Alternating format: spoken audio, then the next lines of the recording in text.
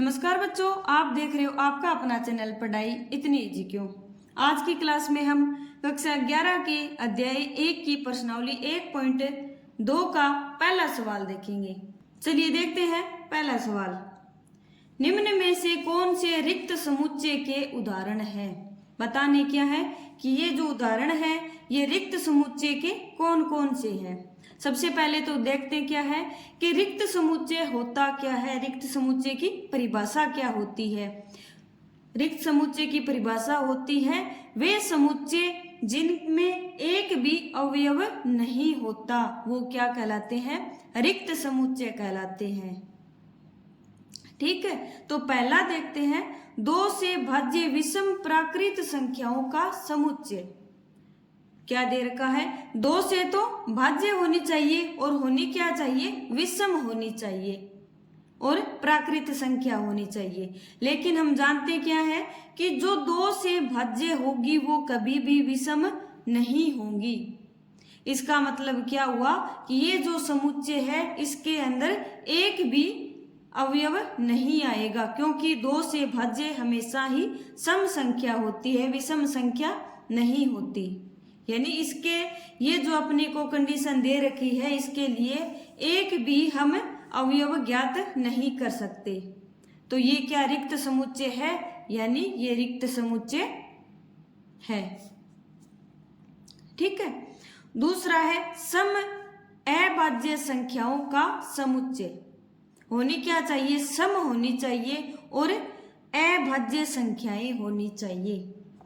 लेकिन हम जानते क्या है कि जितनी भी सम संख्याएं होती है वो क्या होती है? सभी की सभी भाज्य होती है। लेकिन 2 एक ऐसी संख्या है जो सम भी होती है और अभाज्य भी होती है। यानी सम अभाज्य संख्याओं के समुच्चय में एक अपना अवयव क्या आ जाएगा? 2 आ जाएगा। यानी यह समुच्चय रिक्त नहीं बनेगा, क्योंकि एक समुच्चय अपना ये 2 बन रहा है, यानी ये अपना खाली नहीं है। तो इसका मतलब क्या हुआ? कौन सा रिक्त समुच्चय है या नहीं है? यानी ये रिक्त समुच्चय नहीं है। अगला है x। x एक प्राकृत संख्या है जहां कंडीशन क्या दे रखी है? x है वो 5 से कम है और साथ ही साथ x है वो 7 से ज्यादा होना चाहिए। x है क्या? प्राकृत संख्या, लेकिन x है वो 5 से कम होगा।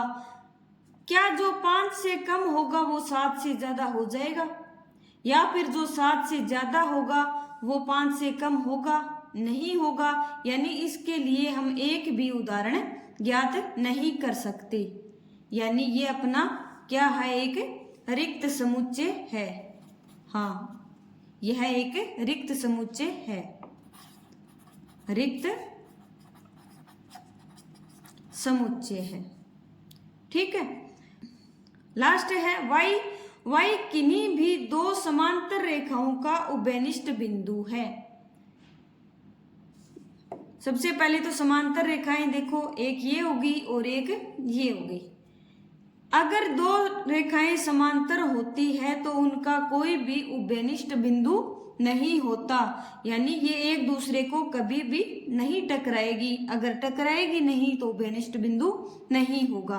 इसका मतलब क्या हुआ कि 2 समांतर रेखाओं का उभयनिष्ठ बिंदु हम ज्ञात नहीं कर सकते। यानी इसके लिए जो भी समुच्चय बनेगा उसके अंदर एक भी अवयव नहीं आएगा। यानी ये भी क्या है? एक रिक्त समुच्चय है। ठीक है।